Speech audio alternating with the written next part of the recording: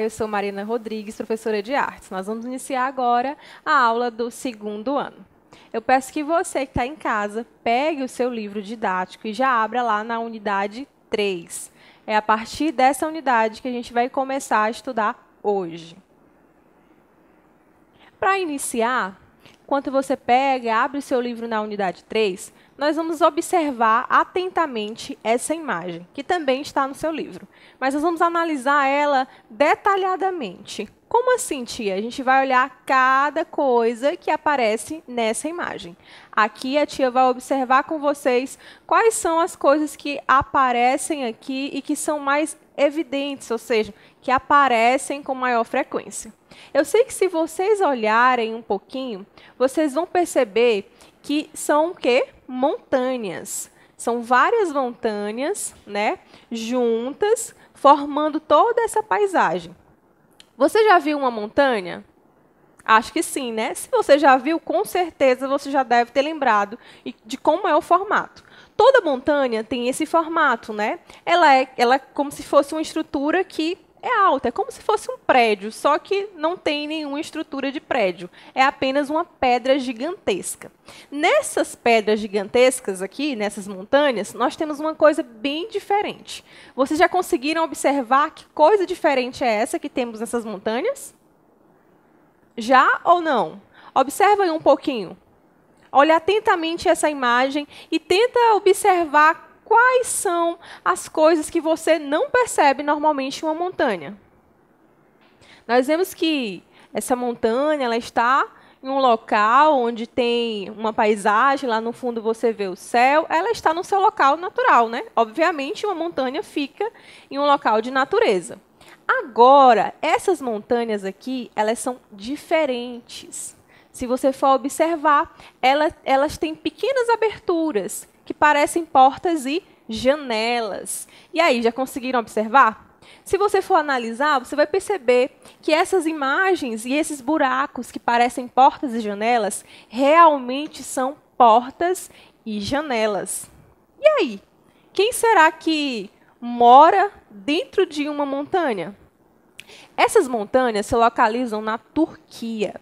Lá na Turquia é muito comum que as pessoas morem ou até mesmo passem uma temporada dentro das montanhas, né? Nós temos hotéis e casas realmente que fazem a utilização, pessoas que fazem a utilização desses locais para fazerem suas moradias. Então, esses buraquinhos aqui, que são janelas e portas, realmente são janelas e portas. E se você for analisar, essa é uma moradia que é bem segura, não é? Tem uma estrutura que vai proteger as pessoas e é feita dentro de uma rocha, né, resistente. Então, esse tipo de construção e esse tipo de casa é muito comum lá na região da Turquia. Aqui no Brasil, a gente não vê isso muito, né? As nossas casas são bem diferentes. Lá na frente, você vai ver como é que são as casas aqui no Brasil. Mas essas casas aqui, elas não são só assim, não, tá? Por dentro, elas têm uma arquitetura, uma construção bem parecida com as nossas casas. Observe, aqui nós temos uma espécie de hotel, e nesse hotel você vai observar que existe um quarto, ali possivelmente é um banheiro, e você observa que na parede não tem nenhuma espécie de reboco ou azulejo, é apenas a própria rocha na montanha. Tá? É como se as pessoas tivessem somente utilizado aquela estrutura de caverna para montar a sua casa ou um hotel. É que basicamente nós temos tudo que nós podemos ter em casa também, né? Que são as estruturas, tapete, nós temos aqui uma espécie de mesinha, aqui nós temos um abajur, ali atrás nós vamos ter a estrutura de um banheiro, uma banheira. Então, é comum as casas normalmente terem isso. Então, nas montanhas também tem toda uma estrutura. Então, percebam, essas moradias são bem diferentes das nossas, mas são moradias que dá sim para se manter seguro, né?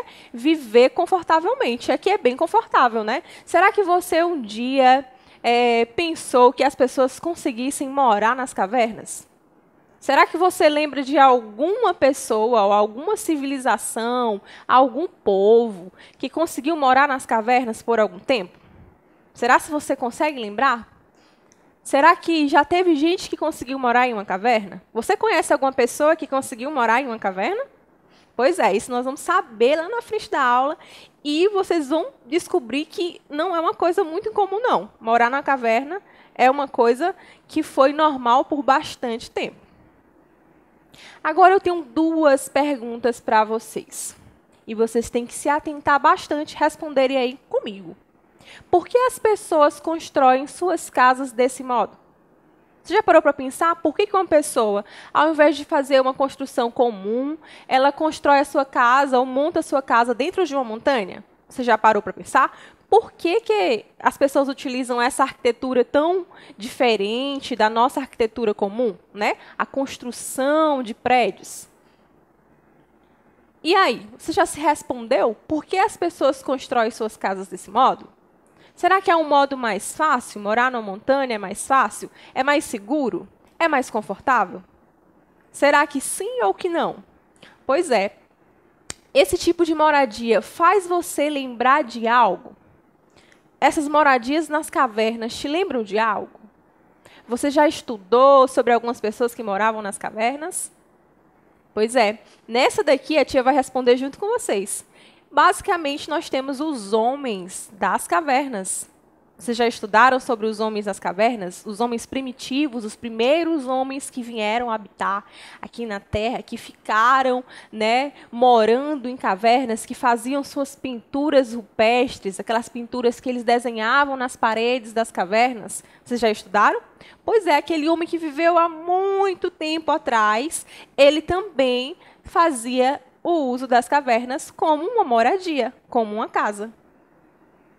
Aqui nós temos uma imagem bastante interessante. Eu não sei se vocês já foram nesse local, mas é bem comum que as pessoas aqui na nossa cidade visitem esse local. Esse local é chamado de Parque Nacional de Sete Cidades e é um local onde existem várias formações de montanhas, de rochas como essas aqui, ó, da imagem. Essa imagem aqui registra como é que é a estrutura lá.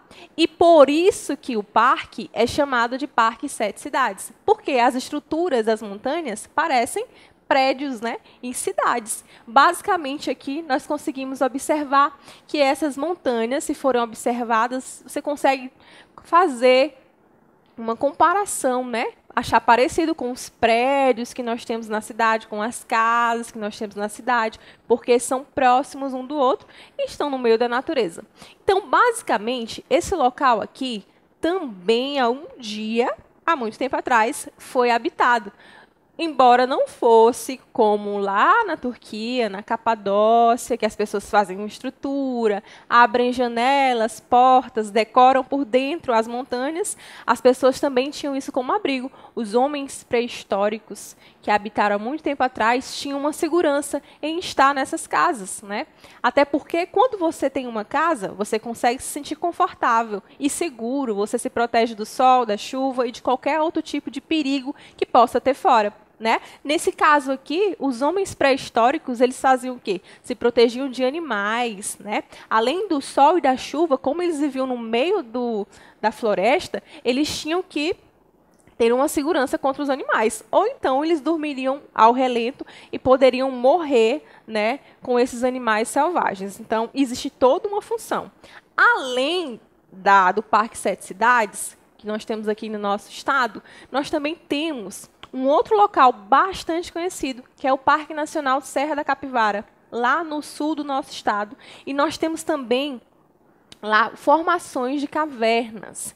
E é muito interessante porque lá naquele local realmente foi comprovado que existiu uma vida, que existiam pessoas que moravam ali e que conseguiam sobreviver através da caça, através de um convívio em grupo, né? Que é o homem pré-histórico aqui da América.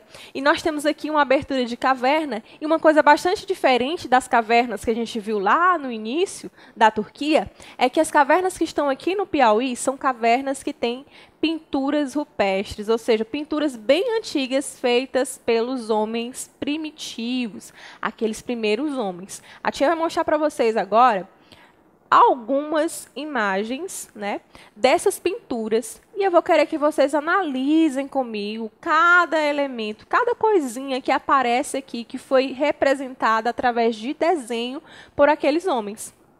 Eu vou dar um tempinho para você analisar junto comigo. E depois a gente vai dar uma sequência analisando parte por parte do que realmente está sendo representado aqui nessas pinturas. Lembrando para vocês que essas pinturas ficavam na parte de dentro das cavernas. É por isso que depois de milhares de anos, essas pinturas ainda continuam assim, visíveis. Tá? Porque elas estão dentro de uma caverna, então elas não pegam sol e nem chuva, então elas conseguem permanecer assim, visíveis por muito tempo. Vou dar um tempo para vocês analisarem aqui comigo. Então, basicamente, se você for observar, enquanto você está analisando aí a imagem, né, as cores que tem, os elementos, analisa aí comigo. Observa atentamente cada coisinha que aparece nessa imagem. Eu acho que você já deve ter estudado em história várias pinturas parecidas com essas, ou até mesmo seus desenhos são bem parecidos com esses. Você já passou a analisar que parece um pouco com os desenhos que você faz no seu caderno de desenho? Então, basicamente, agora que você já teve um tempinho, alguns segundos aí para analisar a imagem, já sabe o que tem nessa imagem, a gente vai analisar por parte. A primeira coisa que a gente vai observar são as cores. Quais são as cores utilizadas aqui nessas pinturas? Basicamente, nós temos o vermelho e o branco. Vocês sabem por que as cores utilizadas eram essas, vermelho e branco? Será que no supermercado lá deles só tinham vermelho e branco? Opa, mas será que eles tinham supermercado? Eu não lembro. Será que o homem primitivo tinha como comprar tinta no supermercado?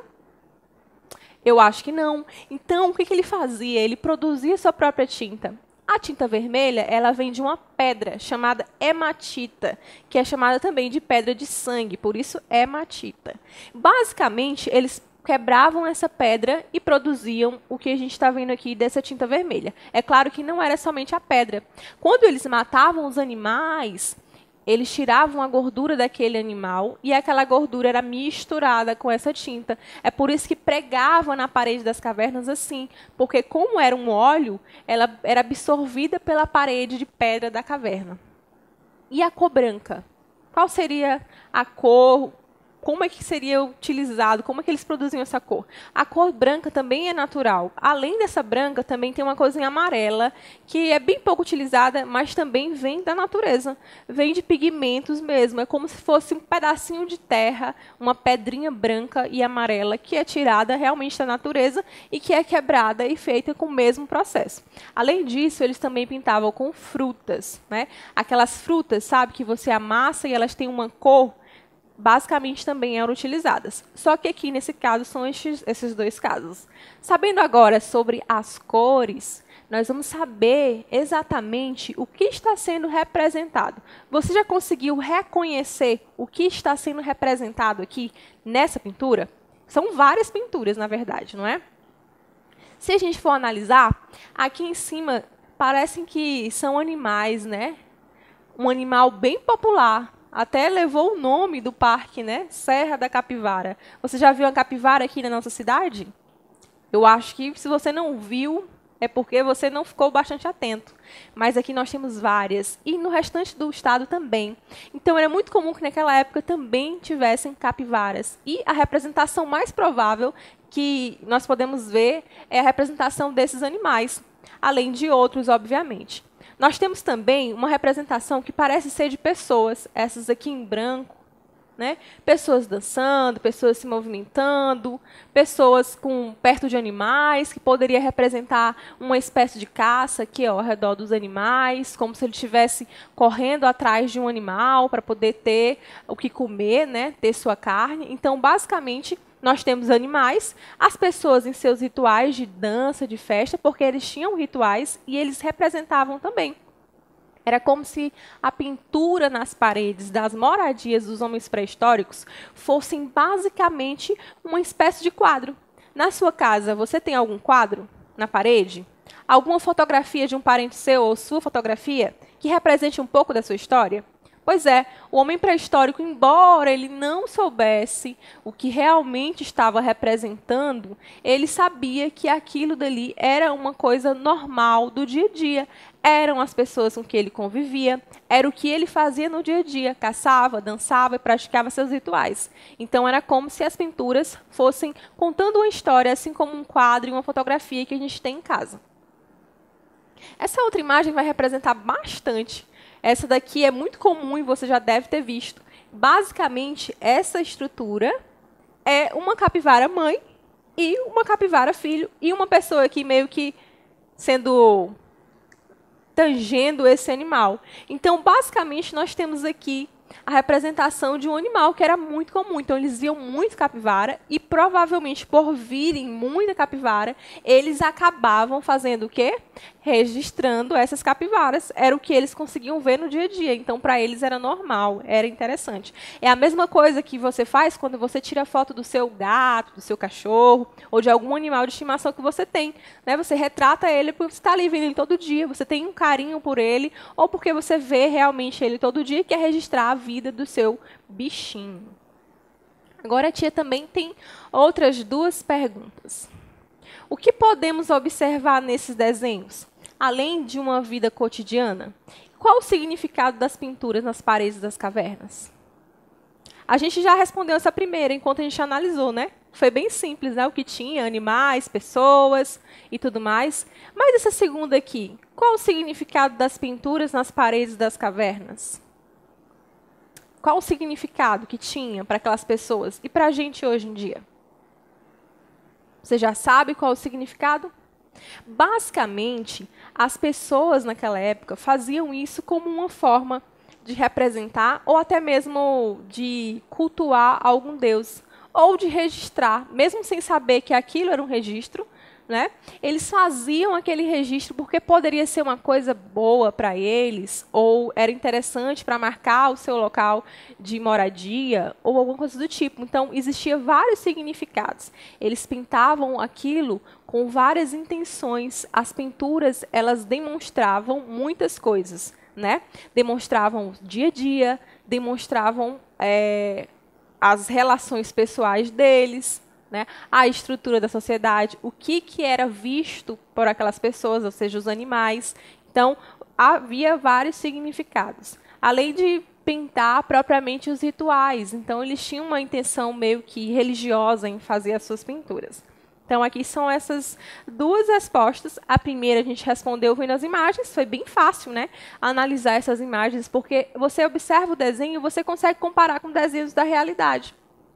E o significado dessa pintura era bastante importante para eles e para nós também, porque se não fossem os homens pré-históricos pintando em suas paredes, a gente nunca iria saber como é que esse povo viveu há milhões de anos atrás, porque só através das pinturas a gente consegue entender como é que eles viam, como é que eles viviam, o que eles faziam.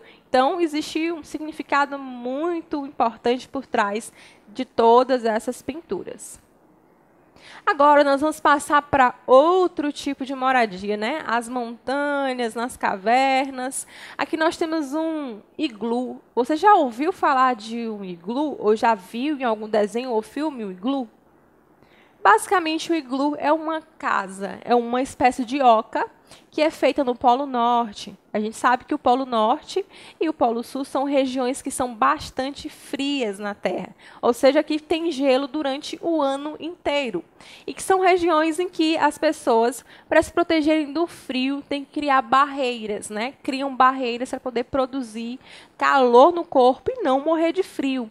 O iglu é uma moradia que é feita com esse intuito, né? Ela é feita com suas paredes de gelo para realmente proteger as pessoas que estão nessa região de morrer de frio. Se você ficar exposto ao frio, ao vento, você acaba sentindo muito frio. Com o iglu, essa barreira de vento, ela é quebrada. Então, você pode ficar dentro do iglu e se proteger desse frio. Ah, tia, mas será se lá dentro não faz frio? Sim, lá dentro faz frio também, mas não faz frio como fora. É a mesma coisa da sua casa. Fora da sua casa é uma temperatura e dentro da sua casa outra temperatura. É comum que as temperaturas dentro e fora de um ambiente sejam diferentes. Então, eles conseguem ter uma espécie de frio reduzido nessas estruturas. E aí, os iglus são construídos com essa intenção. A tia agora quer perguntar umas coisas bem óbvias, que eu sei que vocês que são bastante inteligentes já até conseguem responder. Eu acho que a tia até já deu a resposta. Qual material foi usado na construção do iglu? Eu acabei de falar, né? São blocos de gelo agrupados que formam, né? Juntinhos que vão formar basicamente essa estrutura. E agora uma pergunta bem interessante. Por que as pessoas moram nesse tipo de moradia? Será que não tem uma casa melhor para essas pessoas morarem ou estarem por algum momento? Será que uma estrutura de madeira, uma estrutura de pedra não seria mais aquecida para essas pessoas morarem ou ficarem por um tempo? Pois é, as pessoas ficam nesse local justamente como eu já falei, para poder se proteger do frio que é muito grande. Embora o frio ainda continue, ele não fica tão forte como fora do iglu. Então, as pessoas utilizam esse tipo de moradia para se proteger do frio extremo. Essa daqui, eu confesso que eu achei bastante interessante. Ela parece com uma oca, né? E realmente ela é uma oca. É um tipo de oca que as pessoas constroem no meio da floresta. É como se ela fosse uma estrutura encapada com palha ou algum tipo de material. Nesse caso aqui, é uma espécie de lona, né? Que é um material que você consegue cobrir as estruturas. Então, você pode observar que ela tem uma portinha e ela tem um formatinho circular, que parece uma oca, né? Agora, vamos descobrir de onde é que vem isso e qual é o nome dessa estrutura. Essa moradia aqui, que nós vimos, que parece uma oca, ela é chamada de yurte. Ela é uma tenda ou cabana circular, como eu acabei de falar, usada tradicionalmente pelos pastores nômades mongóis e de outros povos da Ásia Central. O que são os pastores nômades? São pessoas que ficam de um local para o outro guiando alguns animais. Então, eles passam dias e dias viajando. Como eles não podem levar a sua casa e porque eles passam por locais onde não tem um local bom para ficar, é no meio da floresta, de um local que não tem casas, eles acabam levando essa estrutura e montando onde quer que eles tenham que ficar. Então, quando eles chegam num local, eles montam aquela estrutura, ficam ali durante um tempo e depois desmontam a estrutura e levam para outro lugar. Então, esses pastores nômades, justamente, eles utilizam por esse motivo. Eles são nômades porque são pessoas que não ficam morando em um local só. Elas podem morar hoje em um dia, hoje em um local, e no outro dia em outro local diferente, e no outro dia em outro local totalmente diferente. Então, os nômades, eles não têm uma moradia fixa, ou seja, uma moradia que nem a minha casa e a sua casa, onde toda vez que a gente volta para casa, a gente volta para a mesma rua, para o mesmo bairro e para o mesmo número de casa. Eles moram aonde quer que eles parem, é só montar a casa deles. Esse outro aqui, eu achei bastante interessante também. É uma espécie de moradia em vila, né? Como se fosse um grupo de casas que essas pessoas moram. E é bastante interessante porque elas moram numa espécie de ilha de palha, suspensa num lago. Ó, se vocês forem observar, existe água ao redor e eles estão em cima de uma estrutura que parece grama ou capim, e essa estrutura são pequenas ilhas. E as casas deles também são feitas desse material, são feitas com palha. Então, a estrutura toda das casas, teto e paredes, são feitas de palhas. Aí eu pergunto para vocês, por que as pessoas acabam morando em locais assim? Né? Construindo suas casas com palha ou alguma coisa do tipo. Algumas pessoas não têm a condição de ter uma casa bem elaborada, né? Bonita e grande. Então, uma forma de sobreviver e se sentir seguro dentro de uma casa é basicamente fazendo isso, usando os materiais mais fáceis e encontrados na natureza para produzir as suas casas. Agora nós vamos descobrir a história por trás dessas casas, né? Essas casas são numa aldeia e esse povo é chamado de Uru. Essa palha que eu falei para vocês é a palha de junco totora. É uma espécie de palha que nasce na água. Elas formam essas ilhas flutuantes com casas, balsas atracadas, tudo feito desse material. Ou seja, as palhas crescem nesse local e as pessoas utilizam a própria palha para construir suas casas em cima. E lá elas conseguem morar. Então existe todo um povo porque é uma aldeia. É como se fosse a mesma forma de vida dos índios, né, que moram em aldeias, em ocas, só que aqui são casas, como você pode ver aqui, ó, casas de palhas. Até algumas são parecidas com o que a gente já conhece, ó, a estrutura das casas, esse formato que tem uma pirâmide em cima, que é o formato que a maioria das casas tem, pelo menos que a gente conhece. Basicamente aqui eles utilizam, não parece muito com oca, mas eles utilizam essa vida, né, de viver juntos em vila, como se fosse uma espécie de vida indígena. Aí nós vamos chegar a esse ponto, né? As casas aqui no Brasil, além das casas dos homens pré-históricos, das Américas, que se encontram aqui no nosso estado, nós temos também uma moradia bastante conhecida, talvez a primeira moradia, assim, conhecida e reconhecida pelas pessoas, que foi a oca. Né? Nós sabemos que antes dos nossos colonizadores chegarem aqui no Brasil, nós tínhamos o quê? Os índios. E aí? Como é que os índios moravam? Como é que eles se protegiam do sol, da chuva, dos animais ferozes da floresta? Nas ocas. Essas ocas são casas que são feitas totalmente de palha. Como é que é feito? Há uma estrutura. E essa estrutura ela é toda coberta com palhas de palmeira. Assim como você vê aqui, o índio está saindo da oca. Essa oca é bastante grande. É comum que as ocas tenham uma estrutura muito grande, porque elas não cabem apenas uma pessoa. Geralmente cabem uma família inteira dentro de uma oca e não tem divisão como a nossa casa, tá? Não tem sala, quarto, cozinha. É simplesmente um espaço aberto onde as pessoas ficam dormindo durante a noite para se proteger. Então aqui você observa que a oca ela é bem grandona, porque realmente vai caber 15, 20, 30 pessoas, porque normalmente é assim que eles ficam, não tem essa separação de 2, 3 pessoas moram numa casa ou outra casa, porque o formato de casa deles é um pouco diferente do nosso. Eu vou mostrar para vocês agora como é que eles fazem essa estrutura, que nós temos eles no trabalho de feitio, ou seja, de produção dessas casas.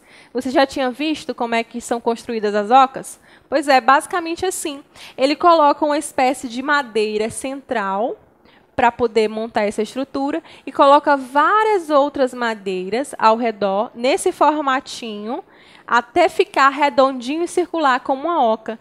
Quando eles terminam tudo isso, eles vão colocar as palhas por cima. Aí vai ficar assim como você viu nessa imagem. Essa daqui ela é um pouquinho menor do que essa anterior, mas basicamente da mesma forma que a pessoa constrói essa daqui, ela constrói também a grande.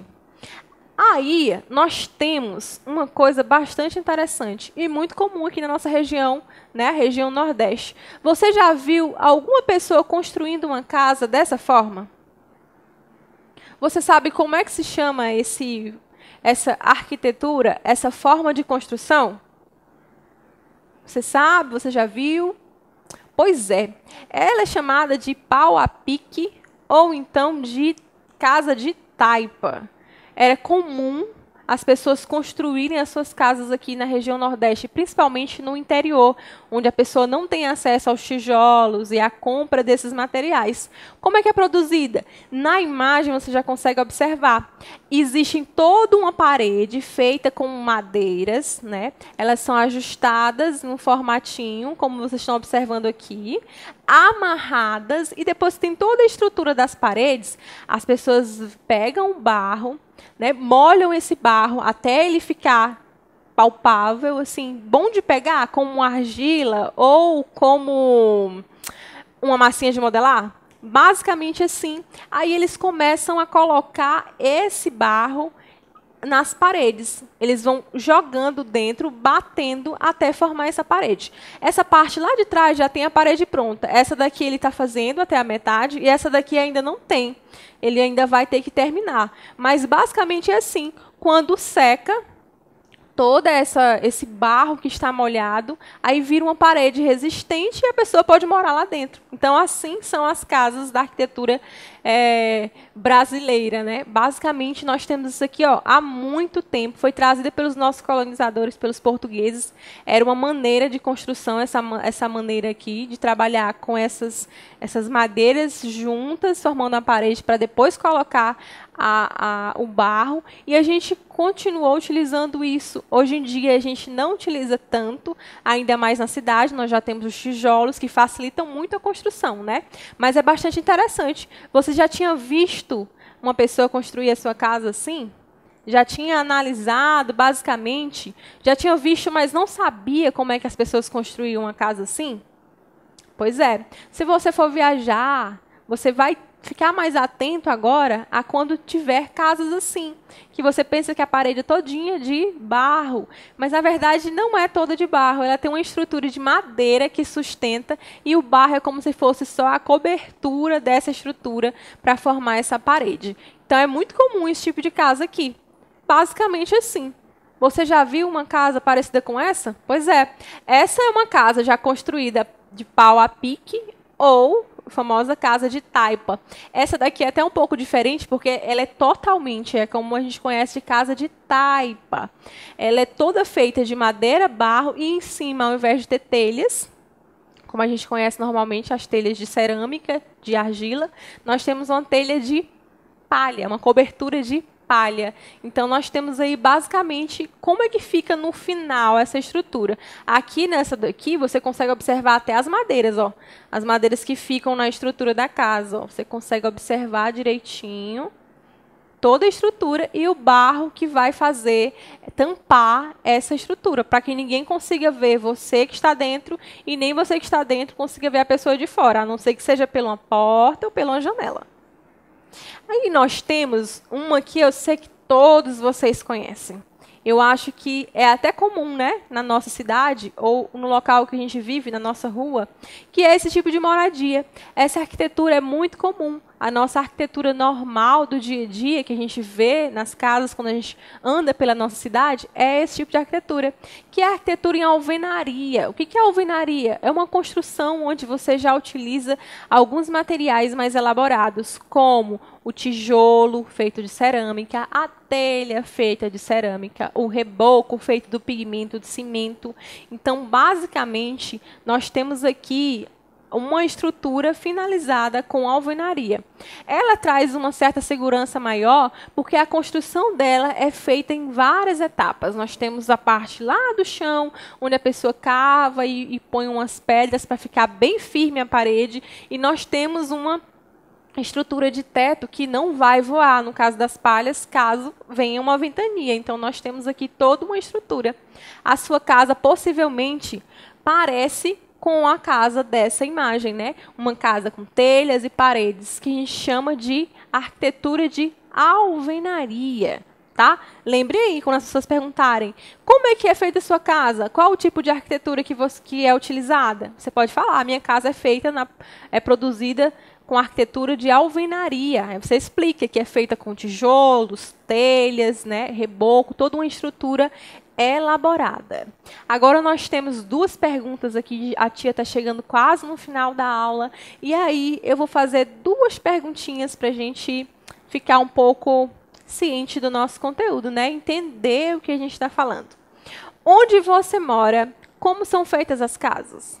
Eu acho que durante essa aula você já conseguiu descobrir como é que são feitas as suas casas, né? As casas do nosso bairro, da nossa cidade. Então, basicamente, onde a gente mora, as casas são feitas em alvenaria. Aqui embaixo, quais são os materiais utilizados para essas casas? Normalmente, essas casas são construídas com tijolos, telhas em cerâmica e revestidas, ou seja, cobertas e decoradas com um reboco, que é uma parede que vem depois do tijolo, que deixa a sua casa bonitinha. Pois é, basicamente, esses são os materiais utilizados na casa de alvenaria. Agora, a tia tem uma questão muito importante para perguntar para vocês. Depois de todo esse conhecimento sobre a arquitetura e a construção das moradias, você sabe qual é a função, quais são, né, as funções das moradias? Você já conseguiu descobrir por que as pessoas moram em casas e não no meio da rua, e não debaixo de uma árvore ou dentro de um carro? Vocês já descobriram? Pois é, basicamente, a gente tem essas funções aqui. A moradia tem como principal função a social, a de promover abrigo para o indivíduo, onde nesse local de abrigo e refúgio, este poderá fugir de mudanças climáticas e ainda se proteger de possíveis violências. Então, qual a função social? Você mora numa casa para se sentir seguro com a sua família, com seu pai, com a sua mãe, com a sua avó, com seu avô, com seu tio. Então, você fica seguro nessa casa. Você se protege do quê? De mudanças climáticas. Se você estiver na sua casa, tanto faz fazer sol ou chuva, você não vai se molhar dentro da sua casa. Então, você se sente seguro. Além de outros problemas, como violências, né? Tanto de animais, no caso das pessoas que moram perto de florestas, como de pessoas realmente que fazem algo de errado, como uma pessoa que possa querer te roubar ou entrar na sua casa. Se você tiver uma proteção de uma casa, você pode ficar seguro ali dentro, sem se preocupar que uma ou outra pessoa vá chegar e fazer algo mal. Então, as moradias são bastante importantes. Essas arquiteturas que vieram lá dos homens das cavernas até os nossos dias atuais, que são casas de alvenaria, nós temos toda esse momento, esse processo de construção das casas. Elas evoluíram, algumas melhoraram para nós vivermos melhor, sentirmos conforto, né, e paz em estarmos nas nossas casas. Então é isso. Eu espero que vocês tenham aprendido quais são os tipos de moradia. Não existe só o seu tipo de moradia. E também como é importante a moradia para as pessoas. Até a próxima aula.